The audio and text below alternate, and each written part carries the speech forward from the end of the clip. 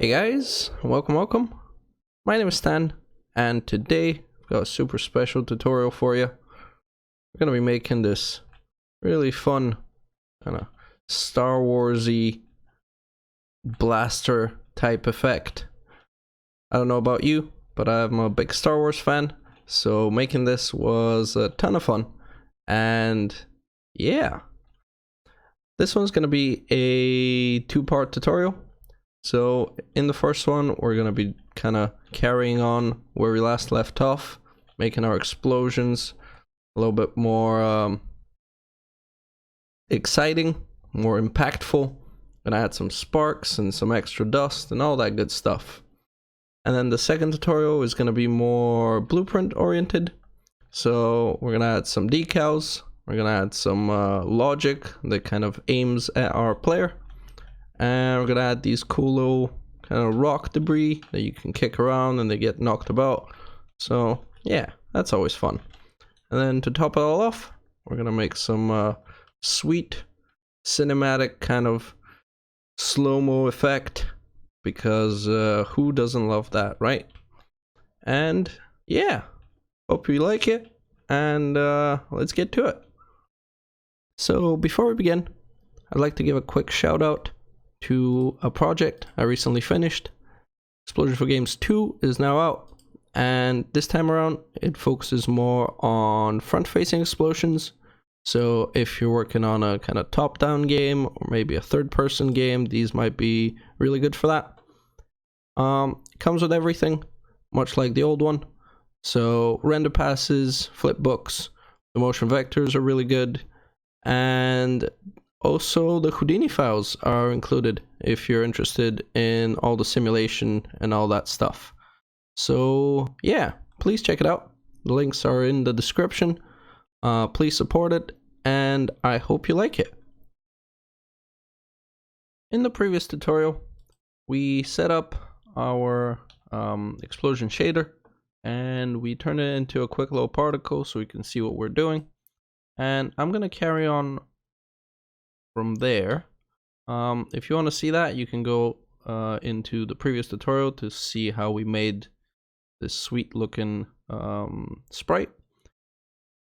So what we want to do next is start playing around with the timing of this, and I'm not going to go into it too much right now because it's going to change based on, I guess, the look and feel of your explosion. So once we start adding sparks and more dust, we're just gonna have to keep balancing these curves.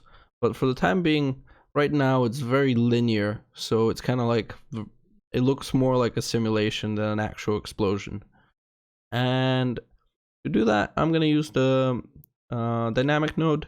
So we set up the lifetime and sort of the curve through the dynamic node rather than a sub UV. And you can do it however you want, as long as you're getting the result you need. So in my case, I'm gonna play around with this with the first curve, and if you click into this little button, you can open up the curve. Now so if I reset it, maybe I don't want the first few frames, so let's change this. Actually, hide these so that I'm working only on the main curve.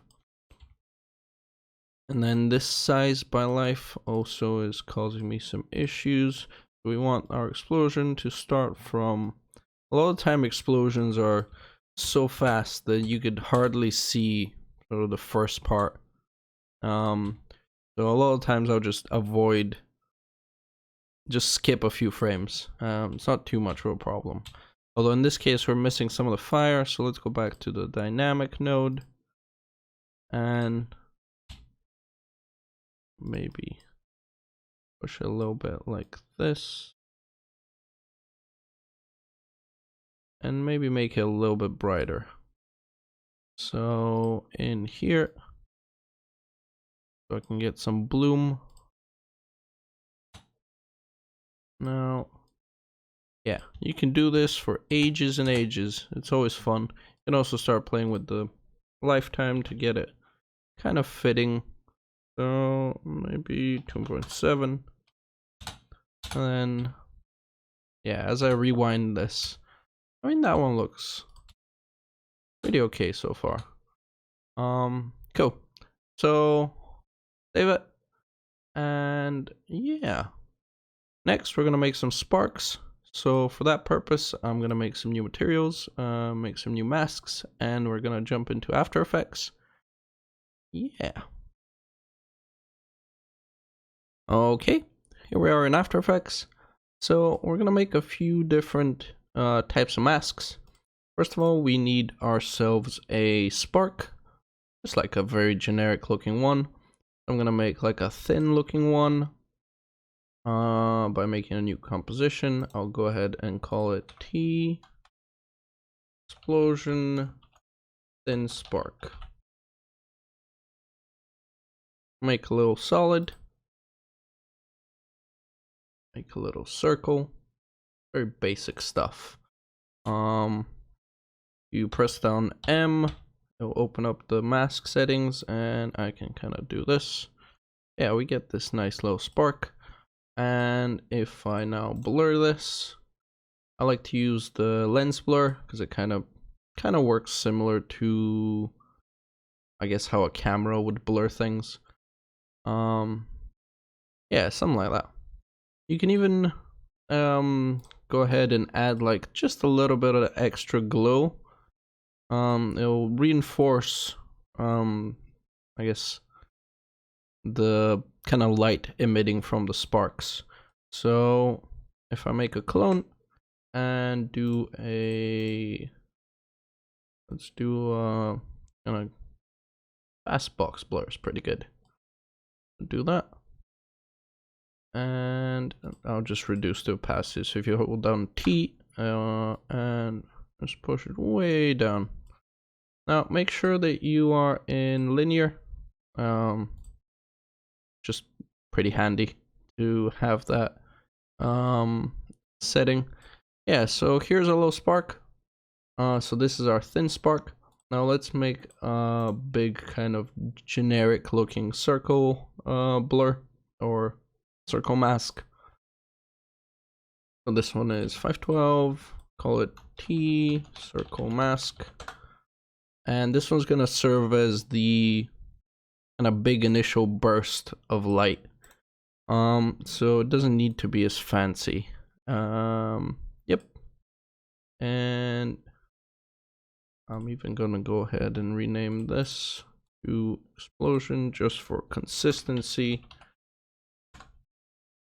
Sweet. And do a little circle. Same as before. So reduce this. And yeah, kind of like that. I kind of want to make sure you can keep an eye on the little info box to make sure that the edges have no opacity, otherwise you'll get the like ugly seams, which we definitely don't want. I'm even gonna make it smaller, make it blurrier in the center. Yeah, you can see the alpha is kind of nicely falling off. Cool. So let's go ahead and save these out. So our thin spark, you can do Ctrl-Alt-S, and I like to export them as EXRs, but you can do PNG or TGA or whatever kind of fits your workflow. Don't really need any alpha channel, so cool. And let me put it in my any new folder, which is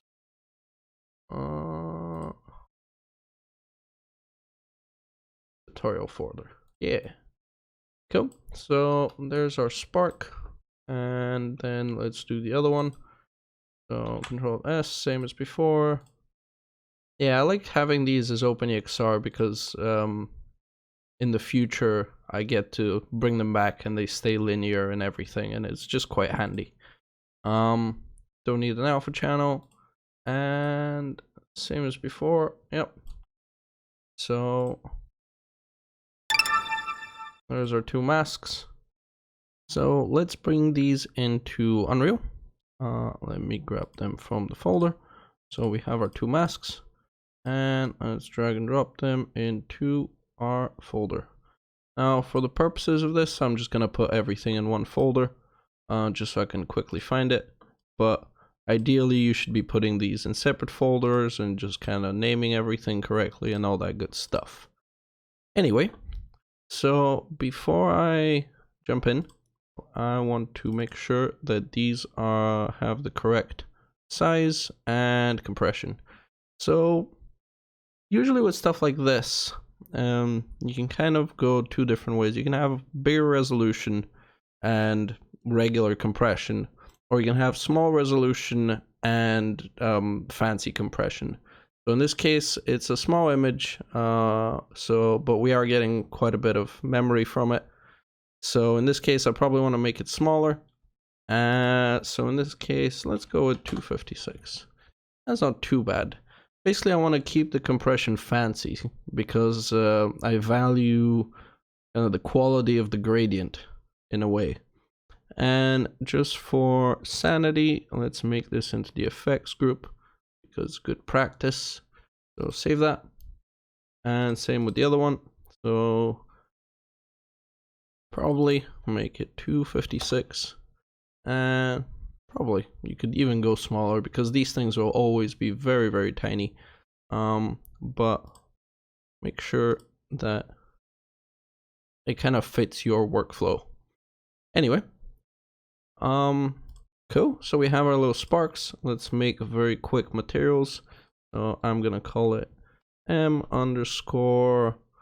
We are gonna be using the blackbody node to color these. So let's go with blackbody spark. Cool. So actually in here, let me go ahead and change this. This is getting distracting. So there's our new material. Let's get it floating.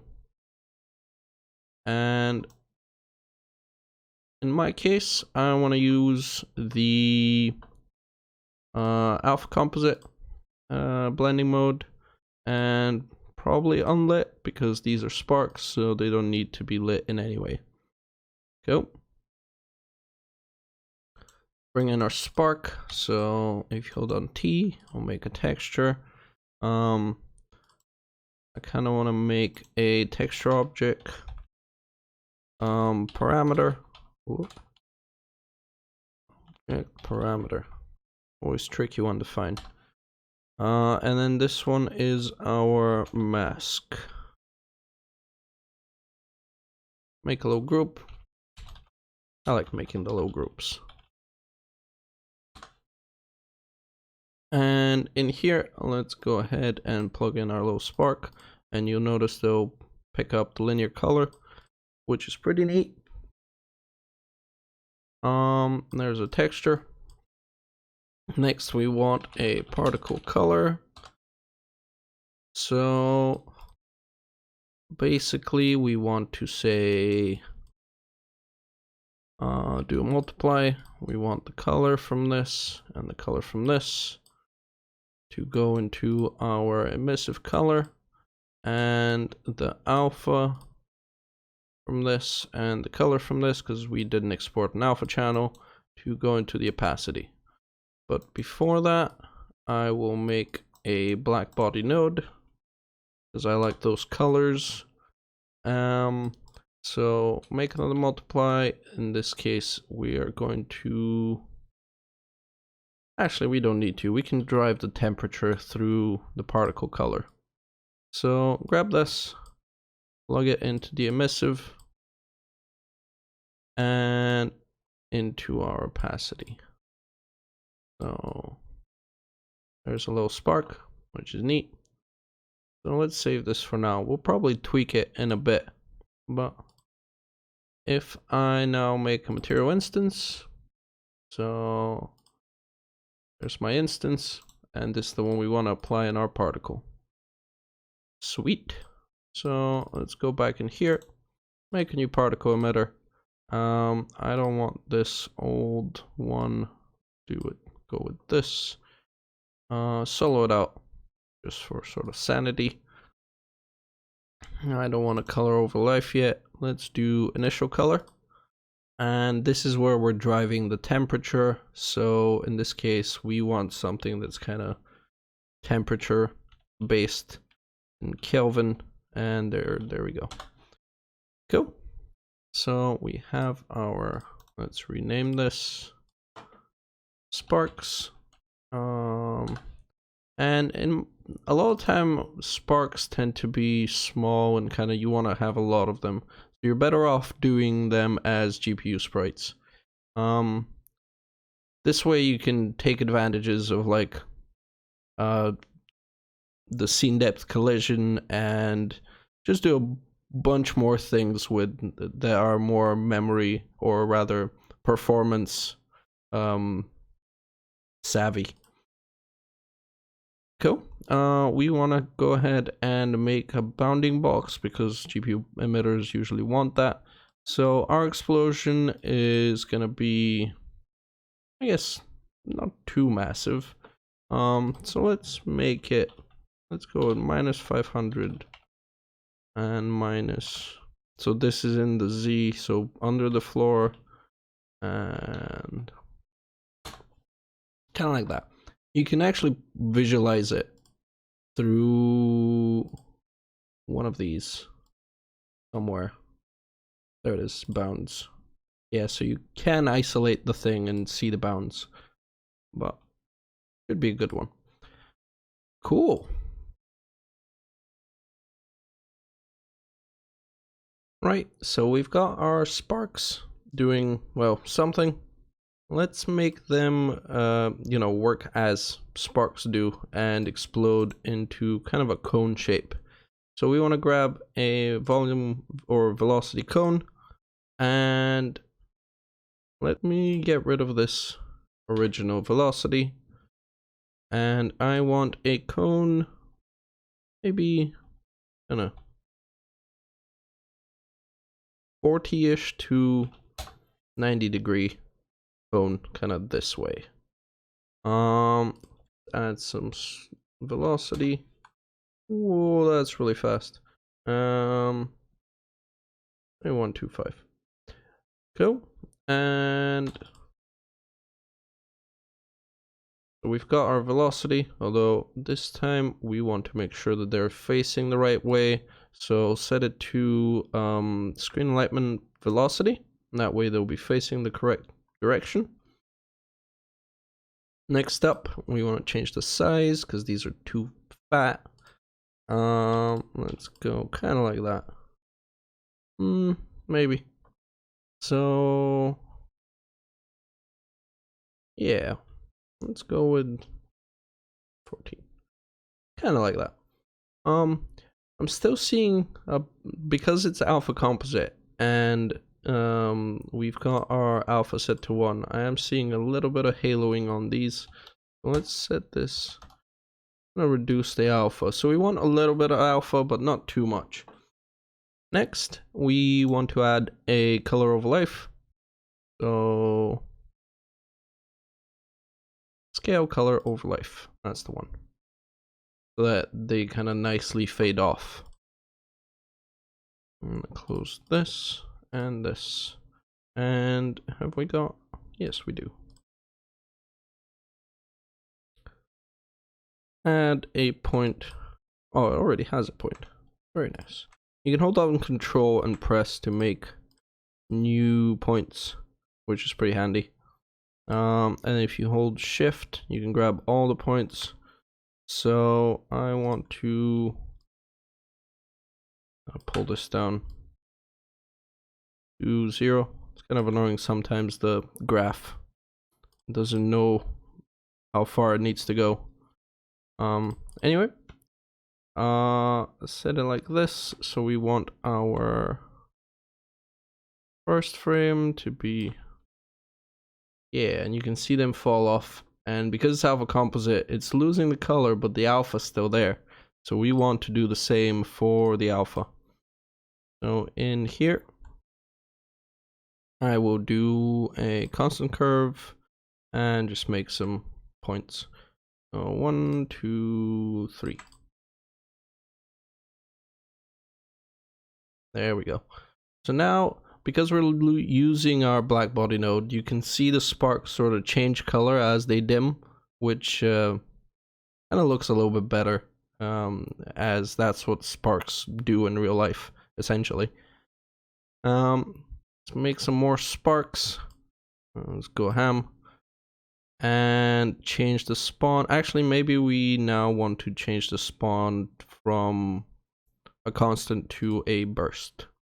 So set this to 0 and let's set this to 355. Yeah, so we get nice bursts. The loop on our explosion is currently 5 seconds, so let's set this to 5 seconds as well, so that they're all sort of in sync. Now when I press space, it will make some sparks. Next up, we want to add in some gravity to them, so add a constant acceleration. You can go with -980. Yep, so we've got the gravity down. Next up, let's do some random scaling. You can do a size scale. So I like to do like a low uniform, maybe, so maximum of 1, smallest sparks can be 0.25. Although those are pretty tiny now. Let's go with 0.5. Yeah. Sweet. Next up, let's add in some drag, because we need that precious air resistance to give our sparks a little bit of life. So do a drag, do a random drag between maybe 2 and 3. I like to have quite a high amount of drag and high amount of velocity. I feel like with stuff like this, that's kind of what you would be getting in real life. So if I crank up the velocity, maybe 355, kind of like that. And in our cone, let's set this to 180, so that our sparks are flying kind of, yeah, kind of like that. So that's pretty neat. And one final point, we kind of want to move the sparks. So if you push the arrow keys, you want to move the sparks so that they're kind of rendering behind our smoke. There's like pros and cons to this, because it might make your forward sparks a little bit wrong looking. You can also try the sort mode. So if I do distance to view, might sort them a little bit better, but for the most part, it'll kind of do some funky stuff. Another nice trick to do with the sparks is to change the size as they go along the Y. So over life, they sort of, it kind of simulates motion blur essentially. When they're going fast, you see the big long streaks, and when they're going slower, they become smaller and smaller. So if I do a size by life, you can also do this through size by speed, but I like to do it this way. So the size by life, I want to go ahead and isolate the green channel, and in our lifetime thingy curve, let's pull this down.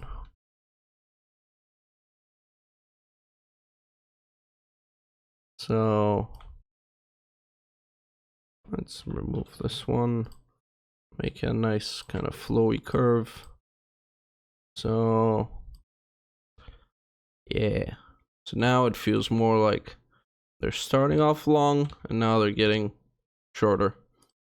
And yeah, maybe in here we want to increase, kind of depends on the type of explosion, but maybe 2.5, yeah, kind of like that. So we've got our first batch of sparks, and yeah, they look pretty good, pretty good. Next up, let's make less of these, because these are quite big. Then we want to make another batch that are quite small, and I like to kind of layer these things. So if I duplicate and share, and all I want to do is have the size be different. So maybe some really tiny ones.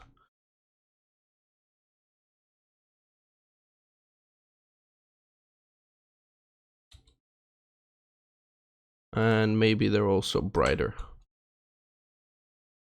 So let's go with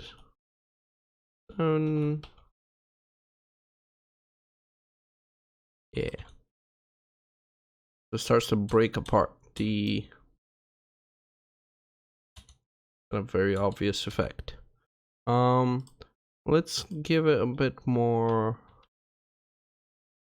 beginning. Yeah, starting to get there. And I'll call these tiny sparks.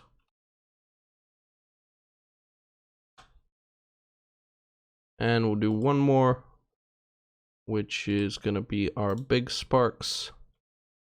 So same as before. We want the size to be different. So you can hold down Control and pull these out, and that sort of unparents them. So for example, the velocity cone is the same for all three, but the size is individual, which is pretty handy. So these ones, see what they look like. Make them a bit fatter.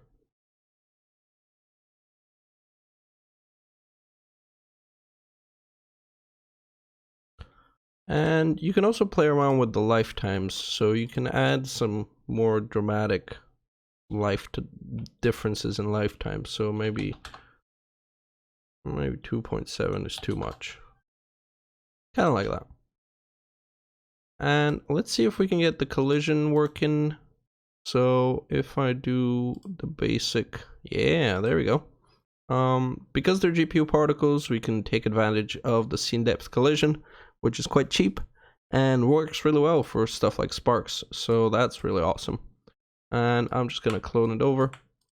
So we get some nice kind of bouncy sparks, makes our effect a bit more convincing.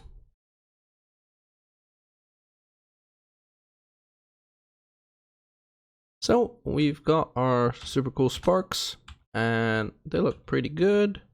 Let's add in some light. So I'm gonna clone this one, just because I want to keep some of the properties.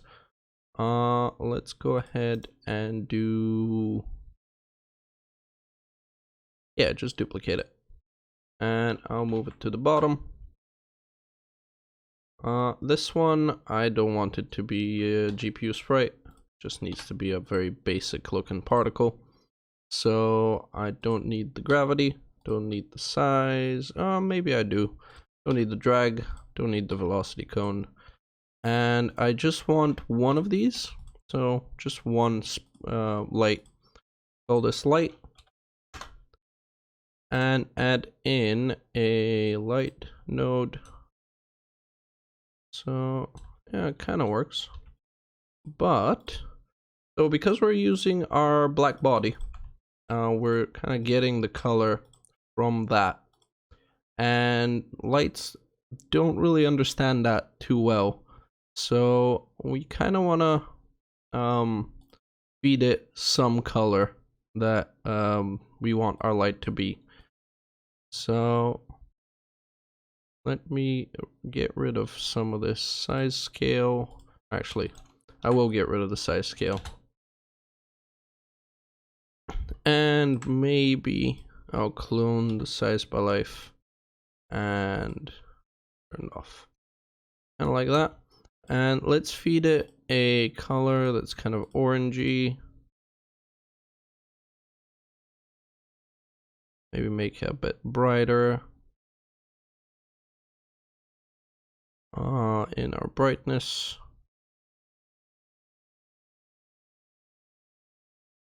And I kind of want the light to exist almost as long as the fire does, so the lifetime should be quite a bit shorter.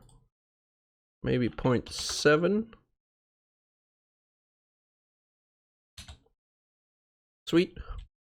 And yeah, we've got a light now. Maybe let's make it a little bit more reddish.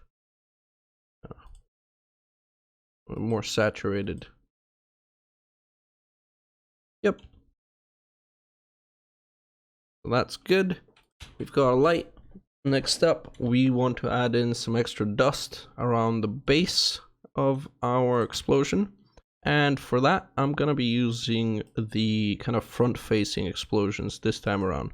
And this is why I ended up keeping these from earlier on, because we already had them done for the other tutorial. So in this case, I'm going to go ahead and look for my front explosions, which I already have existing, and they're basically the same as the old ones, just textures swapped out. So if you see this one, if I split it off, it looks like this, which is really neat. Yeah.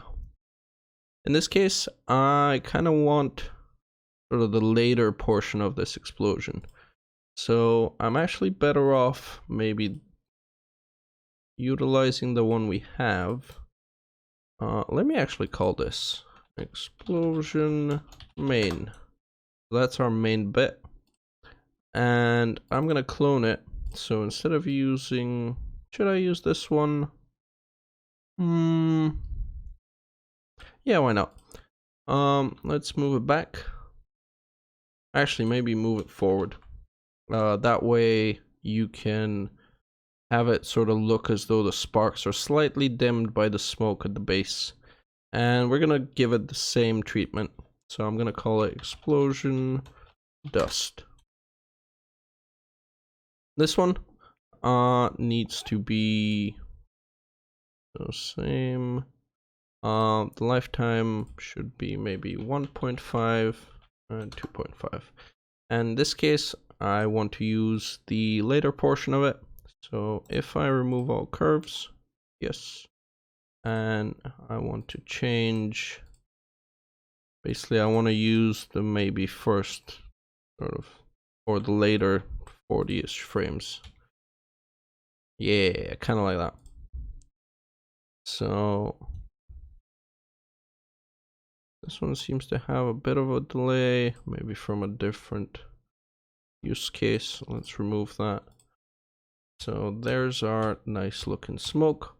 And since in our scene the sun is kind of coming from the top, I want to have the smoke be kind of rotated to, since it's got baked lighting, I want the smoke to be rotated kind of like that.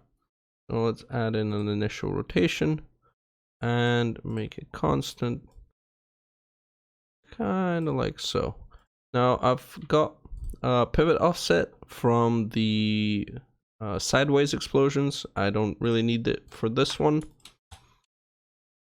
So here it is. Push it forward. Nice. So see what we've got. Yeah, that looks pretty well. Probably needs to be a bit faster. And maybe we want to have it sort of go outward. So if I make more of these, make 4 of these. Gotta be careful with these things because they get quite expensive overdraw wise. So I've got one at the base, and let's add in a velocity cone. So I want to go horizontally. So kind of like that. Add in some drag. You slow these down. So maybe 5, 4. Let's go 2 and 3. So yeah, kind of stops. Sweet. And let's make these shorter. This is where it becomes kind of look and feel, as I said before. I want to change this so I get more thin smoke or thin dust.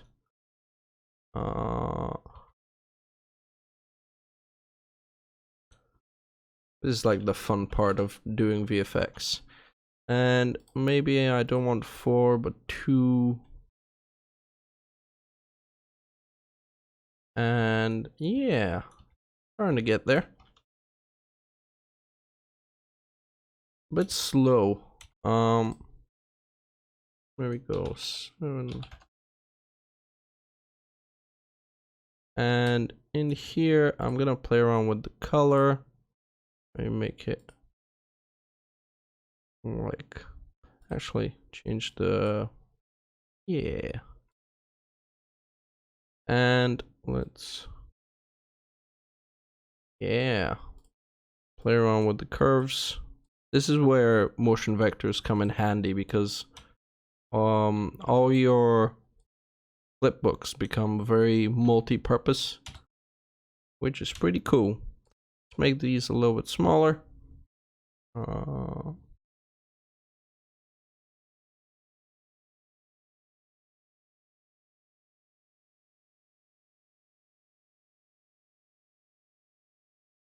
A little bit smaller. 75, 75.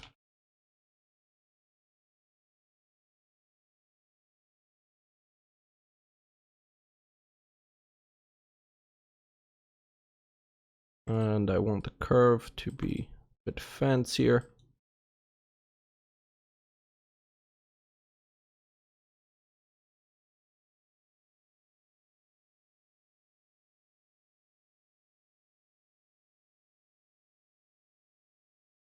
And can play around. Maybe you do want the sparks to be in front. Yeah, if I now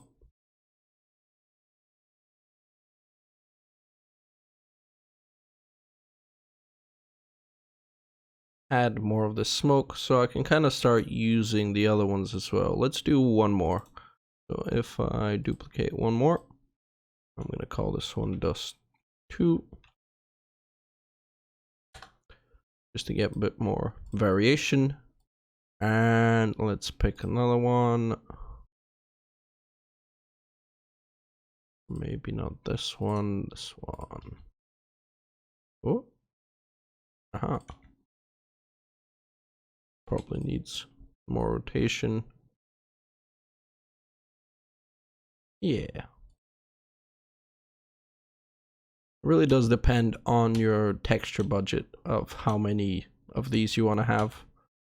I'm gonna try and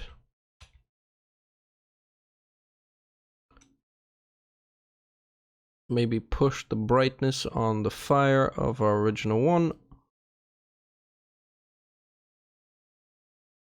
Oh, that's too much. Put it back. Oh yeah, another handy trick is to get the light to illuminate the smoke. You want to tick effect translucency. A bit more expensive, but it'll help bind it together. And yeah, we're almost there.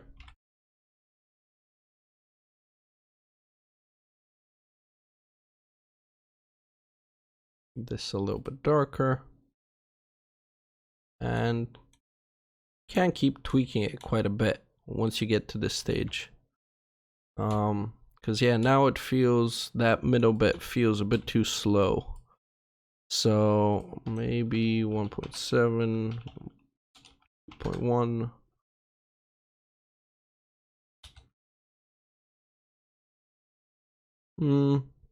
Something like that.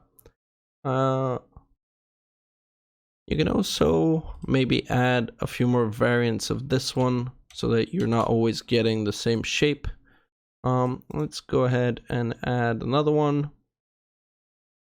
So duplicate and share, and all we need is a different explosion. Oh, it looks pretty good, although it might be a little bit too bright. Let's try making of, oh, I need to delete it and manually copy it. So hold Control and now I'm gonna shift this one over, or maybe add like a little bit of a randomness to it. So if I do a little cylinder and have no height, only use the surface, so only spawn these around the edge, and yeah, they start to spawn sort of in a circle around our initial one. Let's make the circle smaller, and I'm also gonna maybe push it down a little bit.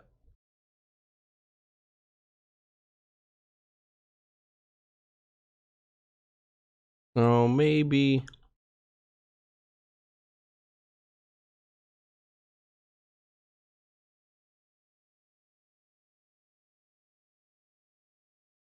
another cool trick is to add a UV flip.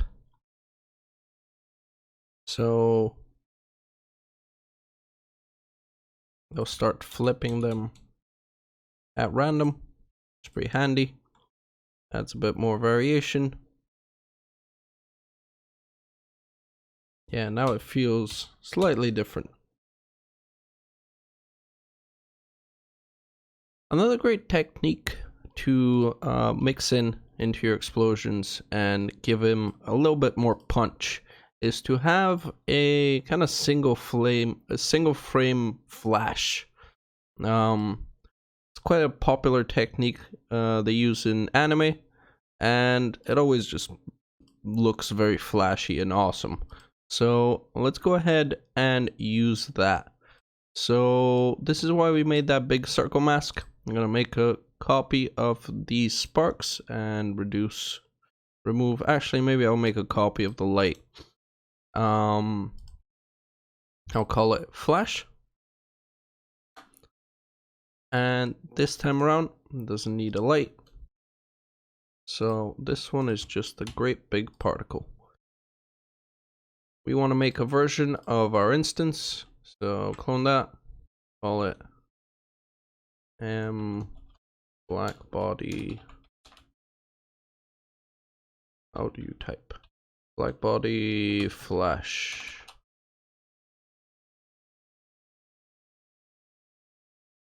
Cool. Plug in our circle mask, and in here, do this. We want to have a great big circle. We want it to face the camera and make it pretty big. So maybe go with 300, kind of like that. Now you can see that it's clipping with the floor pretty badly, so we probably want to add in some clever logic to prevent that. And we're gonna do that through adding a depth fade to our material, and it's gonna be on a little tick box. So in here, we're gonna add in a depth fade, and I'm gonna multiply it into both the emissive color and the opacity, but it is gonna be on a tick box so that our sparks don't get affected by it, essentially. I want to add in a scalar parameter. If you hold on S, call it depth fade distance, put it into our basic properties, and maybe put in like a 50 as a default value. Cool. So we've got this. We want to multiply it with our stuff. We want to add in a static switch. That way, you'll see it in a moment. I will say depth fade. So if we're using the depth fade, it's going to use this. And if we're not using the depth fade, it's going to put in a value of 1. Cool. And now we multiply this with our colors. Might want to do it before the black body. Yeah, let's do it before the black body. That way, when it's towards the floor, you'll see it kind of dim a little bit. So multiply it here. And do another multiply with this one, so that we get the same effect on our opacity. Cool. Move this. I'll even add in a little comment box. Call it depth fade. And save it. Now, this should make no change to our existing material, but it will allow us to tick the box. Actually, this one. Play. Cool. So our flash now, yeah, you can see it already in action. Our flash is now less clippy. Maybe we want to push a little bit higher than 50. Maybe 150. Basically, this effect is meant to simulate that change of light when an explosion goes off, where your camera is trying to cope with the exposure, but it's not quick enough to change that. Let's change the lifetime to 1 frame. So depending on your game frame rate, might have to play around with these values, but if you're running on 30 FPS, it's kind of what you need. Now that's a bit too bright for me. Let's push it a little bit lower. Maybe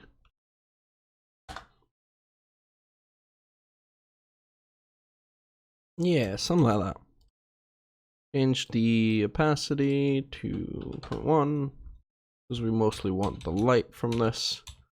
Yeah, now that adds a bit more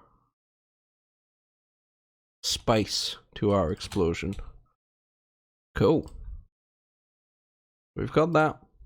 And now I think all that's left is to yeah, it's pretty good. Maybe it can be a little bit dimmer.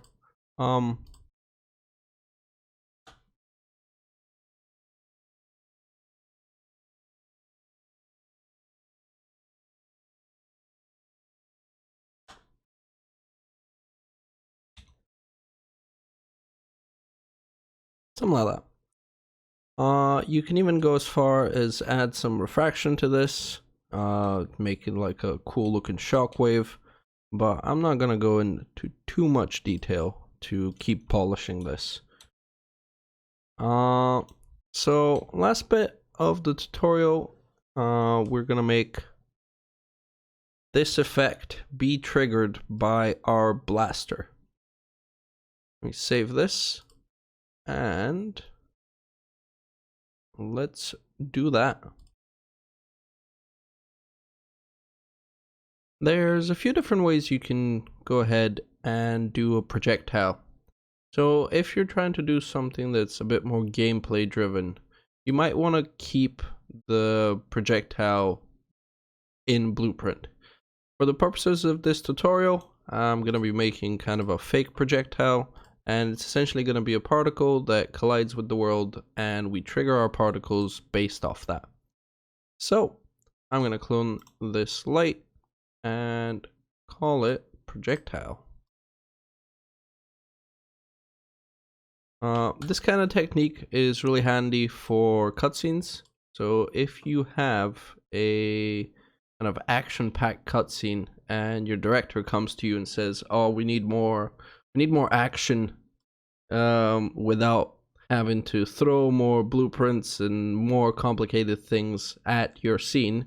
You can go ahead and make these kind of fake projectiles that hit the world, trigger something, and it does what it does. It's just there to make your scene more exciting without affecting things. So we have our projectile. Let's go ahead and make it visible. So maybe 55. Single it out. Same with this. And I also want it to be, well, it should be facing the velocity. Maybe it just needs a velocity. So let's give it an initial velocity. And let's move it along the X, because that's usually where the arrow points. So go at 2,500. There's our projectile. Cool. I'll make it kind of thinner looking. And we want to go ahead and give it some collision. In this case, it's a CPU particle collision. It's a bit more expensive, but for a single particle, it's no problem. Let's make the maximum distance a bit kind of long, because we don't know how far these things are going to go. And we want to create an event. When our particle collides with the world, we trigger everything else. So if I make look for an event, create one, expand this, give it a spawn event. So we want it to spawn every time, and let's give it a name, collision. Cool. So if I save this, and let's use our, let's try our flash as a kind of test dummy. So we want the flash to trigger based off our event. So if you go for an event spawn or receiver spawn, basically we want to say we want to spawn one flash from our collision event. Did I set this as collision? That I spawned, didn't I? Collision, please. So from our collision, which we called collision. And now if I isolate these two, there you go. Our flash is happening where the collision triggers. It's also happening at the beginning, because we're still spawning it at the beginning of the particle event. So let's, actually I'm gonna just turn off the spawn. Well, maybe that won't work. Let's turn off the burst. There we go. Now we have a particle, it hits the world, and we get a flash. Now we just have to rinse and repeat to get that working. Neat. So it's on solo, and I can start cloning this to a few different places. So turn off the spawn. There's a light coming through. Same with this. So turn these off. We want to spawn one of each. It's working.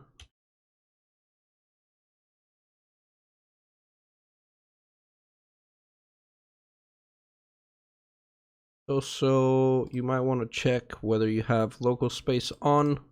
Usually you need to have that off for this to work. So there we go. Sweet. This one as well. This one had a few more particles, 2. So let's do 2.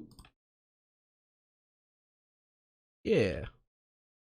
And same here. Turn this off. Rinse and repeat. Almost there.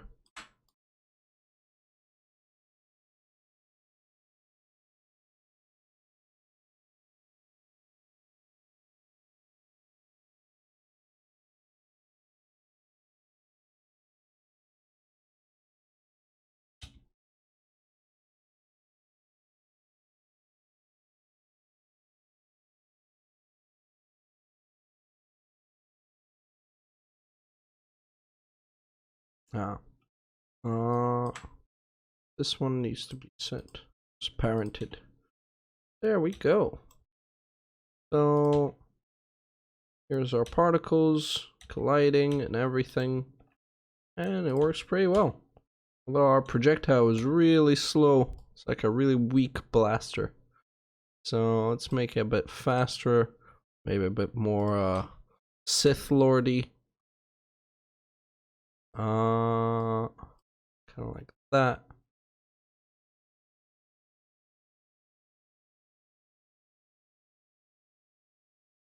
And a bit longer too. So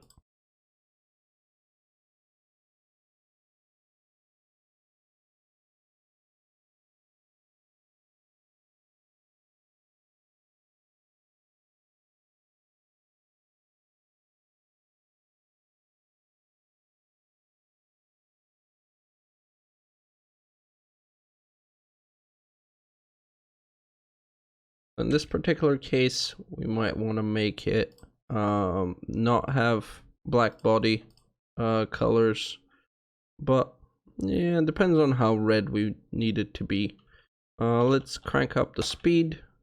Yeah. So if I now turn my cool particle and spam it, yeah. Got ourselves a really sweet effect. And now the more particles I feed this, so if I add a constant rate, I'm gonna turn into like a machine gun, which is pretty cool. Go with 5. And if I add, ooh, why is that one over there? Oh, is it because of local space? Probably. Yep. Turn off the local space. There we go. And now if I even go ahead and add in a cone to our explosion, actually maybe not a cone, but instead add some randomness to the velocity. So if I do uniform,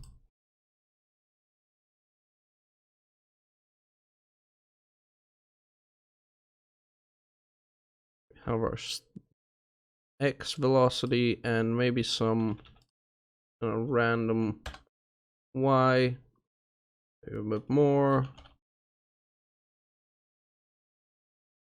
Start deviating.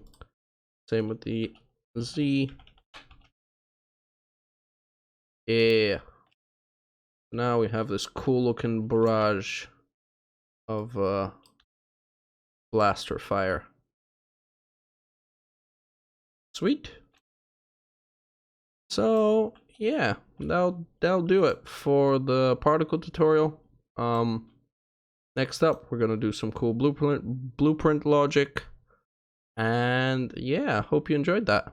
As always, thank you very much for listening, and please check out Explosion for Games. Yeah, see you in a bit.